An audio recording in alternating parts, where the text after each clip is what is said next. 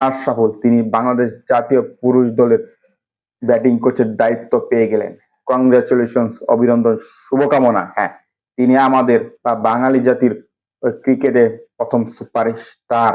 হ্যাঁ, তার ক্যারিয়ার বেশি বড় না হলেও তিনি ছিলেন দুর্দান্ত, বিশেষ করে ক্যারিয়ারের প্রথম দিক থেকে। হ্যাঁ, তিনি ছিলেন মারকুটে একজন ব্যাটসম্যান, কাউকে বা কোনো বোলারকে ভয় পেত না বিশ্বের।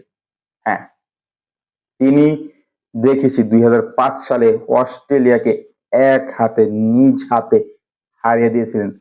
ওই দিন তিনি 100 করে অস্ট্রেলিয়াকে দেখে দিচ্ছিলেন।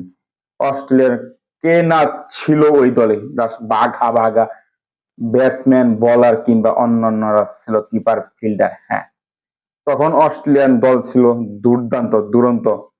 টানা 2বার বিশ্ব চ্যাম্পিয়ন ছিল অস্ট্রেলিয়া।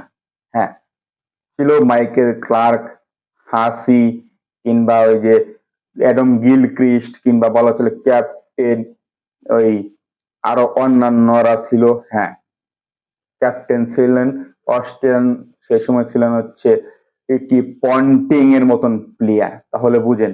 হ্যাঁ, সে আশরাফুল তিনি তার কেরিয়ার শেষে এখন বাংলাদেশের দায়িত্ব পালন করতে যাচ্ছেন। এর মাঝখানে তিনি কোচিং এ জড়িয়ে পড়েন বা কোচিং এর পেশাতে চলে যান, বা ব্যাটিং কোচ হিসেবে তিনি লেভেল 1, লেভেল 2 এবং লেভেল 3 আইসিসি থেকে করে তিনি স্বীকৃতিপ্রাপ্ত হন কিংবা কোচ হন। এখন তিনি বাংলাদেশের আজকে বোর্ড সভায় ব্যাটিং কোচ হিসেবে তিনি নিযুক্ত হন। হ্যাঁ, এর আগে তিনি বিভিন্ন বাংলাদেশের ক্লাবের হয়ে তিনি ব্যাটিং শিখিয়েছেন বা দুর্দান্তভাবে শিখেছেন। হ্যাঁ, তার আগে মিস্টার সালাউদ্দিন তিনি ব্যাটিং করছিলেন, তিনি বাংলাদেশকে পুরোপুরি ডুবিয়েছেন, পুরোপুরি শেষ করে দিয়েছেন, বাংলাদেশের ব্যাটিংকে তছ নছ করে দিয়েছেন, কিংবা ব্যাটিং এর সাফল তিনি করিয়ে বাংলাদেশকে পুরোপুরি ডুবিয়েছেন, বাংলাদেশের মান সম্মান করে ডাউন করেছেন।